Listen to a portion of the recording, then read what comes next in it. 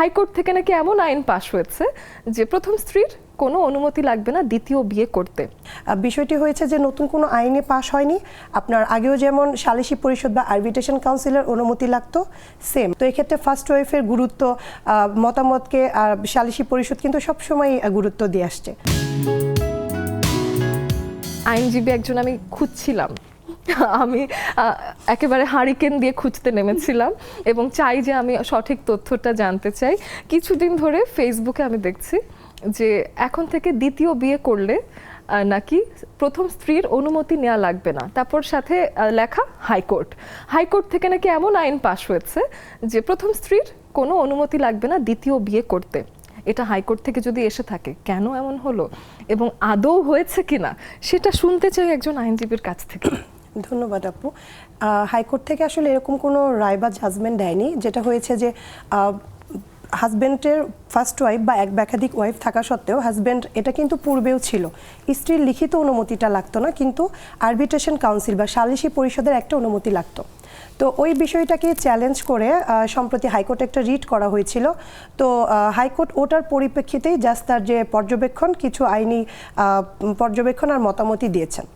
বিষয়টি হয়েছে যে নতুন কোনো আইনে পাশ হয়নি।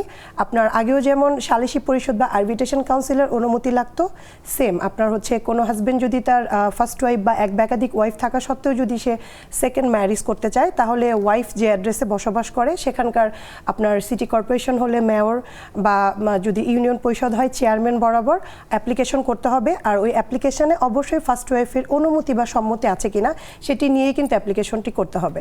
তো এক্ষেত্রে ফার্স্ট ওয়াইফের গুরুত্ব মতামতকে সালিসি পরিষদ কিন্তু সবসময় গুরুত্ব দিয়ে আসছে।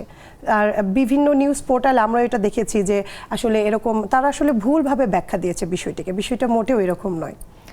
কোনো একটা লাইন থেকে একটা মানে বিধি নিষেধ ছিল না বা নেই, এই লাইনটাকে ধরে আসলে ওনারা পুরো একটা, ওই যে ইদানিং তো ফটো কার্ড বানাই আমরা, তেমন কোনো সোর্স বা কিছু দেই না, তো সেক্ষেত্রেই দেখা যাচ্ছে যে প্রচুর পুরুষ আগ্রহ ভরেই হয়তো শেয়ার দিচ্ছেন এবং অনেক নারীরা হয়তো আশঙ্কা নিয়ে শেয়ার দিচ্ছেন যে আসলে কি তাই। তো সেটা আসলে আমাদের ক্লিয়ার করা ভীষণ দরকার ছিল। এবং যদি প্রথম স্ত্রীর অনুমতি না নিয়ে দ্বিতীয় একটি বিয়ে সংগঠিত হয় তাহলে তার শাস্তি কি ধরনের হতে পারে?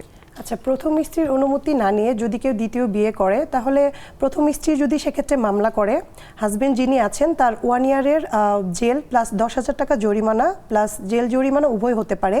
এছাড়া প্রথম ওয়াইফ যদি আপনার হাজবেন্ড বিয়ে করার কারণে সেপারেট থাকতে চায়, সেক্ষেত্রে প্রথম ওয়াইফের মেইনটেনেন্স এভরিথিং হাজবেন্ডকে বেয়ার করতে হবে। আর যদি কোনো মাইনর চাইল্ড থেকে থাকে, সেই মাইনর চাইল্ডেরও মেইনটেনেন্স যা কিছু আছে সাবালক হওয়া পর্যন্ত হাজবেন্ডকেই বহন করতে হবে।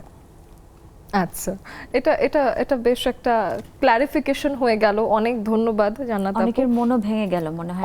অনেক মানুষের মন ভেঙে এই গেল। নিউজটা আসার পরে তো মানে আমার চেম্বারে ছেলে মনে সুমড়ি খেয়ে পড়েছে যে এখন তো ফার্স্ট ওয়াইফের পারমিশন লাগবে না, আমি বিয়ে করতে চাই। বা কারো দেখা গিয়েছে যে কারো এক্স গার্লফ্রেন্ড আছে, তাকে বিয়ে করতে চাচ্ছে, আর মেয়েরা খুব নার্ভাস ছিল যে আল্লাহ হাজবেন্ড তো এখন বিয়ে করে ফেলবে। এটা যেটা হয়েছে, এই আইনটা 1961 সালেরই আইন এবং ওই আইনটাই আবার রিড করার কারণে আবার নতুন করে আলোচনায় আসছে। তো আসলে এটা নতুন কিছু না, মানে সালিসি পরিষদ কিন্তু স্ত্রীর অনুমতি নিয়েই সেটা আগাবে এবং ওভাবেই সালিসি পরিষদ আপনার অনেক রিজন দেখেই কিন্তু মানে হাজবেন্ডকে পারমিশন দেয়। যদি ন্যায়সঙ্গত বা যুক্তিসঙ্গত অনেক রিজন থাকে, 4-5টা গ্রাউন্ড আছে, তো সেক্ষেত্রে তাকে দ্বিতীয় বিয়ের পারমিশন দেয়। আর ফার্স্ট ওয়াইফ যদি কোনো কারণে না করে সালিসি পরিষদের চেয়ারম্যানকে যে না আমি আমার হাজবেন্ডকে বিয়ে করার অনুমতি দিচ্ছি না, সেক্ষেত্রে সালিসি পরিষদ কিন্তু কখনোই পারমিশন দিবে না। আচ্ছা, আর বিশেষ করে আপু একটু মানে যেহেতু আমি এটা নিয়ে লিখেছি এবং অ্যাডভোকেটদের সাথে কথা বলেছি, তাহলে তো আপনি বলবেন এটা নিয়ে বলুন কি একটু আপু যদি মানে যে শুধুমাত্র পুরুষ চাইলেই কিন্তু সেকেন্ড বিয়ে করতে পারবে না বা একাধিক বিয়ে করতে পারবে না যদি তার ওয়াইফ অক্ষম না হয়, সন্তান ধারণে সক্ষম না হয়, তাহলে বা আদার্স কোনো প্রবলেম যদি থাকে তাহলে এগোতে পারবে। কারণ দর্শিয়ে তারপরেই সালিসি পরিষদের কাছে ওয়াইফ যদি আপনার অক্ষম থাকে, ওয়াইফের যদি বন্ধা যেটা বেবি না হয়, ওয়াইফ যদি শারীরিক মানসিকভাবে আনফিট থাকে সংসার করার জন্য, ওয়াইফ যদি দীর্ঘদিন সেপারেট কোথাও বসবাস করে, আর ওয়াইফ যদি এমন হয় যে 6-7 বছর 7 বছরের অধিক নিখোঁজ থাকে, সেক্ষেত্রে বা ওয়াইফ যদি হাজবেন্ডকে সংসার করার জন্য অস্বীকৃতি জানায়, তখন হাজবেন্ড যে আপনার ওই চেয়ারম্যান বরাবর আপিল করতে পারে। তখন সেটা আর কি ন্যায়সঙ্গত হলেই ওটা পারমিশন অ্যালাউ হবে।